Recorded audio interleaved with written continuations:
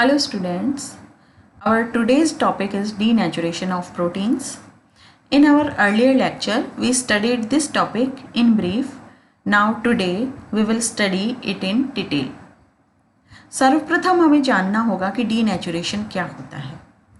Protein का denaturation का मतलब प्रोटीन की जो ओरिजिनल स्ट्रक्चर है या ओरिजिनलिटी है उसमें कोई कमी आ जाना अथवा उसका डिसरप्ट हो जाना अर्थात उसका विघटन हो जाना और इस विघटन के कारण प्रोटीन की प्रॉपर्टीज़ में परिवर्तन आ जाना और यह प्रक्रिया जो होती है इसको हम डीनेचुरेशन कहते हैं या विकृतीकरण कहते हैं। It is the disruption of secondary, tertiary, quaternary structure of the native protein। अर्थात नेटिव प्रोटीन प्रकृति में मौजूद जो प्रोटीन है ओरिजिनल फॉर्म में जो प्रोटीन है जो कि प्लांट्स में अथवा एनिमल टिश्यूज़ में पाया जाता है, इन प्रोटीन्स की जो स्ट्रक्चर होती है वो स्ट्रक्चर प्राइमरी, सेकेंडरी, टर्शरी और क्वाटरनरी होती है, यह हमें पता है।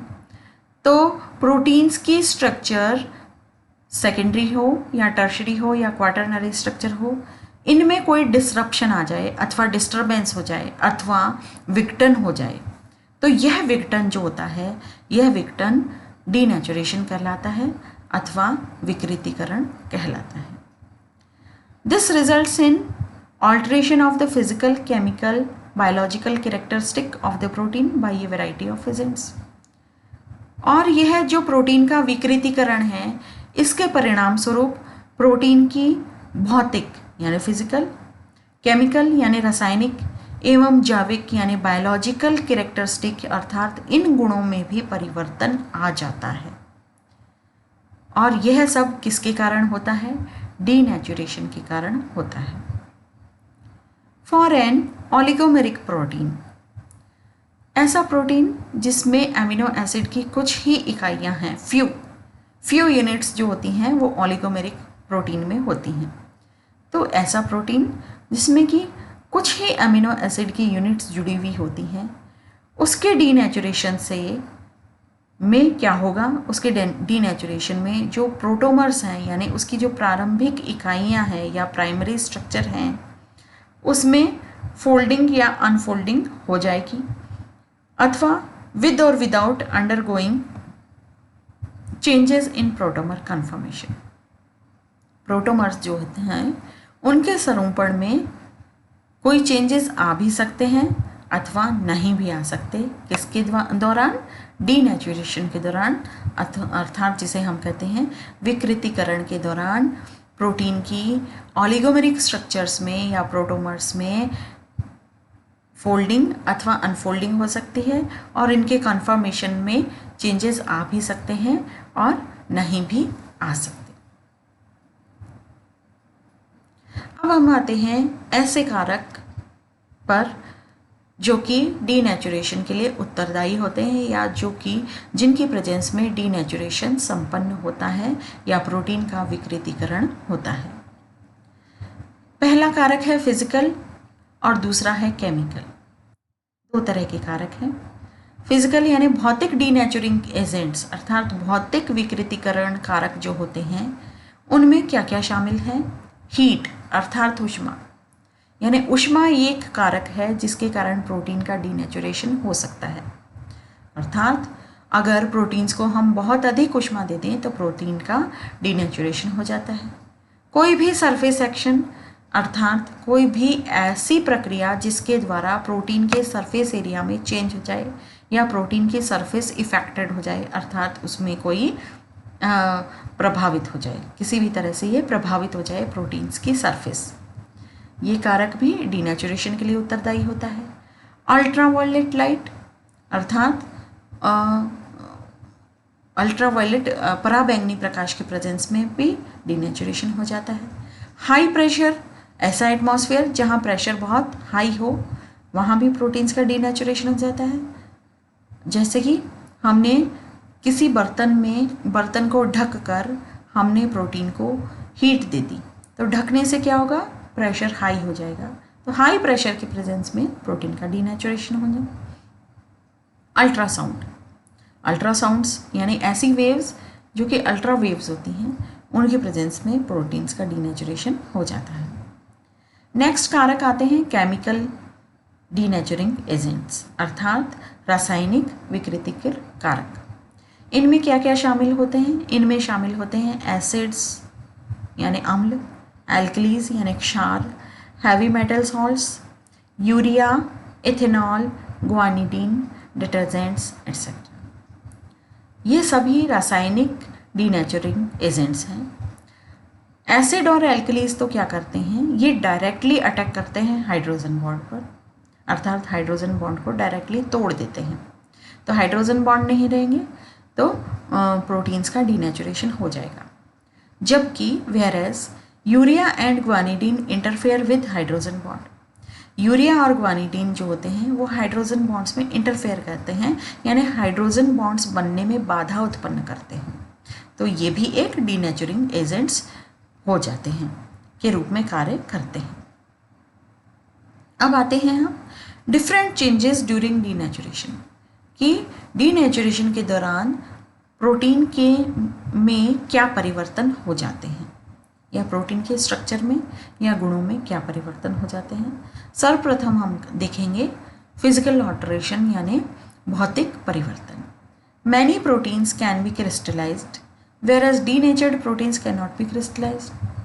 अर्थात ज़्यादातर प्रोटीन्स जो होते हैं जो कि ग्लोबुलर होते हैं नेचर में, ग्लोबुलर प्रोटीन्स को हम क्रिस्टलाइज कर सकते हैं, ये उनकी नेचर होती है। परंतु अगर ये प्रोटीन डीनेचर्ड हो जाए, अर्थात इनमें विकृति आ जाए, तो इन प्रोटीन्स को हम क्रिस्टलाइज नहीं कर पाते हैं। तो ये बहुत बड़ा परिवर्तन हो गया, भौतिक परिवर्तन, कि ज़्यादातर प्रोटीन्स को हम क्रिस्टलाइज कर सकते हैं पर डीनेचर्ड प्रोटीन को क्रिस्टलाइज नहीं कर सकते। केमिकल ऑल्टरेशंस अर्थात रासायनिक परिवर्तन।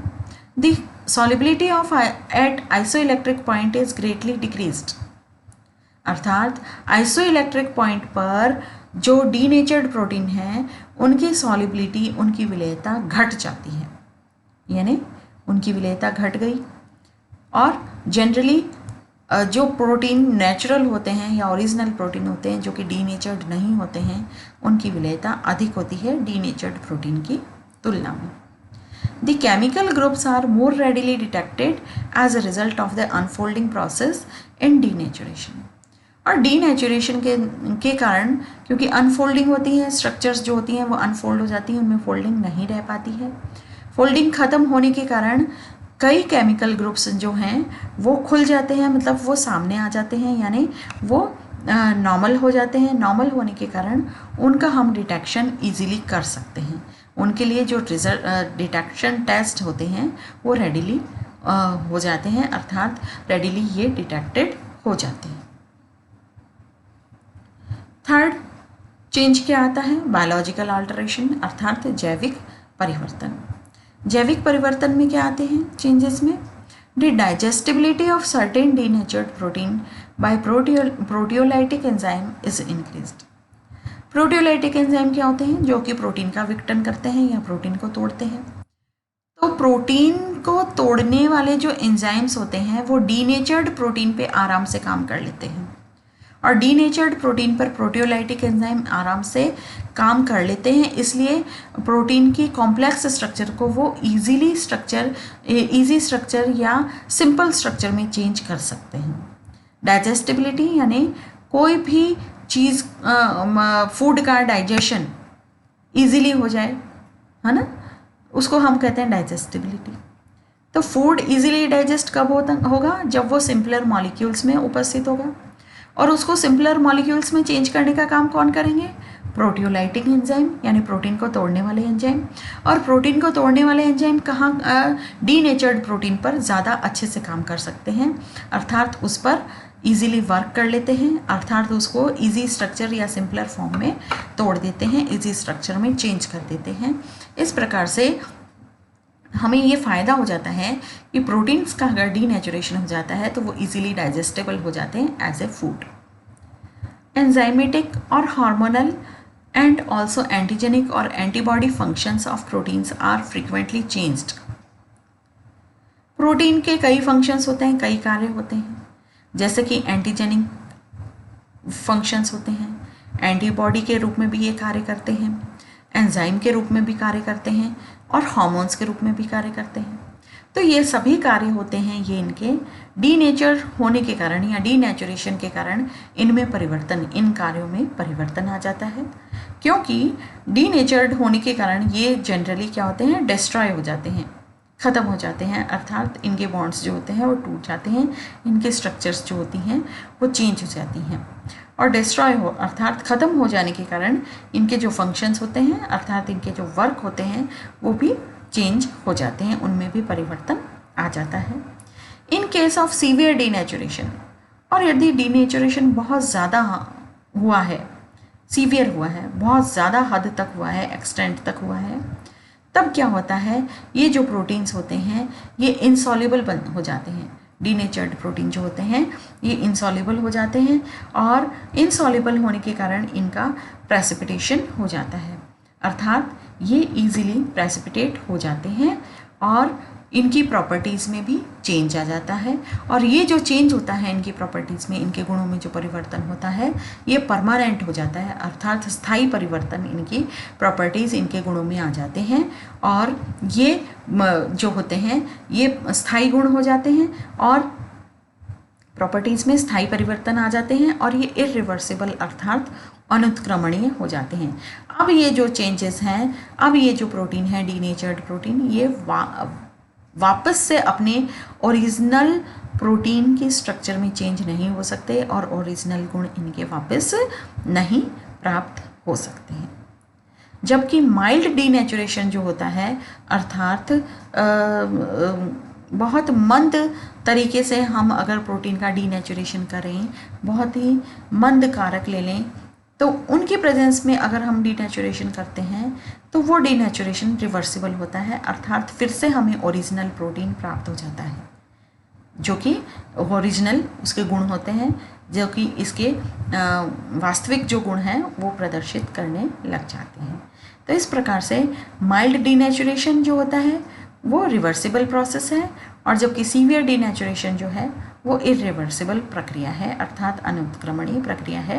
इसमें हम प्रोटीन के गुणों को खो देते हैं, जबकि माइल्ड डीनेचुरेशन में प्रोटीन के गुण जो होते हैं वो फिर से इंटैक्ट हो जाते हैं, यानी फिर से हमें प्राप्त हो जाते हैं, यानी प्रोटीन की जो ओरिजिनल स्ट्रक्चर हमें फिर से प्राप्त हो जाती है। ओरिजिनल स्ट्रक्चर प्राप्त होने के कारण उसके गुण भी हमें फिर से वापस मिल जाते हैं। अब इम्पॉर्टेंस ऑफ डीनेचुरेशन, कि डीनेचुरेशन के क्या महत्व हैं। महत्व में सबसे पहले, as a result of denaturation the precipitation of native protein is used to the advantage in clinical laboratory.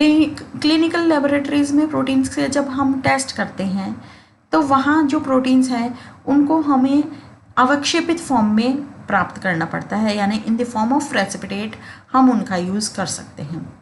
और डीनेचुरेशन के कारण प्रोटीन्स इजीली प्रेसिपिटेट हो ही जाते हैं क्योंकि सॉल्युबिलिटी इनकी कम हो जाती है। सॉल्युबिलिटी कम होने के कारण ये हमें इजीली एज ए प्रेसिपिटेट प्राप्त हो जाते हैं और प्रेसिपिटेट के रूप में प्राप्त होने के कारण इजीली हम क्लिनिकल लेबोरेटरी में हम इनका उपयोग कर सकते हैं, क्योंकि प्रोटीन के जो टेस्ट होते हैं वो प्रोटीन को अवक्षेपण के बाद ही हम उनका टेस्ट कर पाते हैं। तो easily in the form of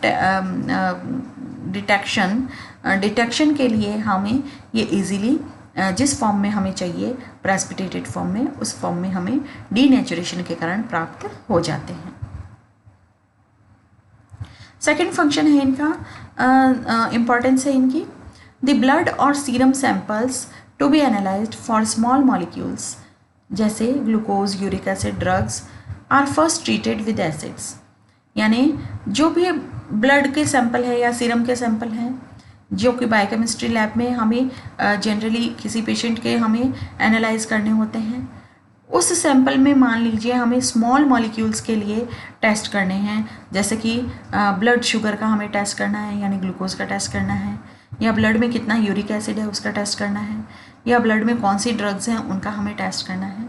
तो इन छोटे मॉलिक्यूल्स के टेस्ट के लिए हमें ब्लड या सीरम सैंपल्स को पहले एसिड्स के साथ रिएक्ट करवाया जाता है। एसिड्स के साथ रिएक्ट करवाने का क्या कारण है, ताकि इसमें जो जितने भी प्रोटीन्स हैं वो प्रेसिपिटेट हो जाएं। प्रोटीन्स प्रेसिपिटेट होने के बाद जो सुपरनेटेंट लिक्विड होता है, उस लिक्विड में ये छोटे मॉलिक्यूल्स उपस्थित होते हैं, जैसे ग्लूकोज, यूरिक एसिड या ड्रग्स। तो इन छोटे मॉलिक्यूल्स का जो टेस्ट है वो हमारा ईजीली हो जाता है प्रोटीन्स के डीनेचुरेशन की प्रोसेस के कारण। इसलिए हम ये कहते हैं कि ब्लड और सीरम सैंपल्स जो होते हैं उनको हम यदि प्रोटीन्स का डीनेचुरेशन हो जाए तो हम ईजीली यूज़ कर सकते हैं। ठीक है, तो इनको हम प्रोटीन्स को, क्योंकि हम प्रोटीन्स को हमें यहाँ से इन ब्लड और सीरम में से रिमूव करना पड़ता है, और रिमूव करने के लिए डीनेचुरेशन एक बहुत अच्छा प्रोसेस है, और हम सेंट्रीफ्यूगेशन के द्वारा हम इनको रिमूव कर देते हैं, और फिर जो हमें लिक्विड प्राप्त होता है, क्योंकि प्रोटीन तो अवक्षेपित हो गए सेंट्रीफ्यूगेशन के द्वारा, और जो ऊपर का जो हमें लिक्विड प्राप्त होता है उस लिक्विड को हम इजीली फिर एनालाइज कर सकते हैं, इजीली हम उसके टेस्ट कर सकते हैं छोटे मॉलिक्यूल्स के लिए, जैसे ब्लड शुगर के लिए ब्लड में कितना यूरिक एसिड है उसके लिए, या ब्लड में कौन सी ड्रग है उपस्थित, उन सब के टेस्ट के लिए हम इजीली हम इस ब्लड सैंपल या सीरम सैंपल को हम इजीली यूज़ कर सकते हैं। तो ये एक बहुत अच्छी डीनेचुरेशन का प्रोसेस है, इसकी एक बहुत अच्छी इंपॉर्टेंस है कि डीनेचुरेशन के द्वारा हम इनको प्रेसिपिटेट की फॉर्म में काम में ले लेते हैं, और प्रेसिपिटेट की फॉर्म में इनको हमने अलग कर लिया, और अलग करके हमारा जो सुपरनेटेंट लिक्विड है उसमें हम छोटे मॉलिक्यूल्स के लिए टेस्ट कर लेते हैं। अब हम इस सिंपल स्ट्रक्चर से हम यहाँ शो कर रहे हैं कि किस तरह से प्रोटीन्स का डीनेचुरेशन होता है। यह प्रोटीन है एक नेटिव बोविन राइबोन्यूक्लियस प्रोटीन है। इसमें सिंपली डाइसल्फाइड लिंकेज हमने शो कर रखी है। ये डाइसल्फाइड लिंकेज जो होती है ये हमारी टूट जाती है, अर्थात इसका रिडक्शन हो जाता है किसकी प्रेजेंस में, in the presence of 8m urea, यानी यूरिया का 8 मोलर सॉल्यूशन ले लिया, उसके साथ हमने ले लिया बीटा मरकैप्टो एथेनॉल। इन दोनों के सॉल्यूशन में हमने इस नेटिव बोविन प्रोटीन बोविन राइबोन्यूक्लियस को हमने ले लिया। तो इस सॉल्यूशन में रखने पर क्या होगा, इस प्रोटीन की जो डाइसल्फाइड लिंकेज है ये टूट जाएगी, अर्थात इसका रिडक्शन हो जाएगा, और ये डाइसल्फाइड लिंकेज टूटकर SH फॉर्म में अर्थात थायोल के रूप में चेंज हो जाएगा। थायल के रूप में चेंज हो जाएगा। तो अब यानी इसकी जो नेचुरल जो इसकी वो प्रकृति है या स्ट्रक्चर है वो डीनेचर्ड हो गई, अर्थात विकृतीकरण आ गया, और विकृतीकरण आने के कारण इसकी जो जितनी भी एंजाइमेटिक एक्टिविटी थी वो लॉस्ट हो जाएगी, अर्थात वो ख़त्म हो जाती है। तो इसकी एंजाइम एक्टिविटी ख़त्म हो जाती है। परंतु यह जो प्रोसेस है ये रिवर्सिबल है, अर्थात हम इस एंजाइम को एक्टिव फॉर्म में फिर से प्राप्त कर सकते हैं जब किसके साथ, ऑन दी रीऑक्सीडेशन विद यूरिया, और यूरिया के साथ वापस से ऑक्सीडेशन करके हम इसको फिर से हम इसको नेचुरल फॉर्म में प्राप्त कर सकते हैं, इसकी नेटिव फॉर्म में प्राप्त कर सकते हैं। तो इस प्रकार से हमारा डीनेचुरेशन ऑफ प्रोटीन का जो टॉपिक है वो यहीं ख़त्म होता है, यहीं हम इसको समाप्त करते हैं। धन्यवाद।